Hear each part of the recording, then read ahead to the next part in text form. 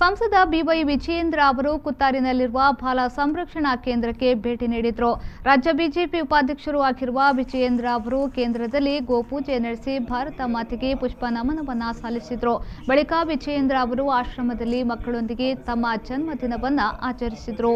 ಈ ಸಂದರ್ಭದಲ್ಲಿ ಮಾತನಾಡಿದ ಅವರು, ಇತ್ತೀಚೆಗೆ ಶಿರಾದ ವಿಧಾನಸಭಾ ಕ್ಷೇತ್ರದಲ್ಲಿ ನಡೆದ ಉಪಚುನಾವಣೆಯಲ್ಲಿ ಬಿಜೆಪಿಯು 25,000 ಮತಗಳ ಅಂತರದಿಂದ ಜಯಶಾಲಿಯಾಗಲಿದೆ. ಪಕ್ಷದ ರಾಷ್ಟ್ರೀಯ ಅಧ್ಯಕ್ಷ ಜೆಪಿ ನಡ್ಡಾ ಅವರ ಅಪೇಕ್ಷೆಯಂತೆ ಮೈಸೂರಿನಲ್ಲಿ ಸಂಘಟನೆ ಬಲಪಡಿಸಲು ಪಕ್ಷ ಒತ್ತು ನೀಡುತ್ತಿದೆ ಎಂದು ತಿಳಿಸಿದರು.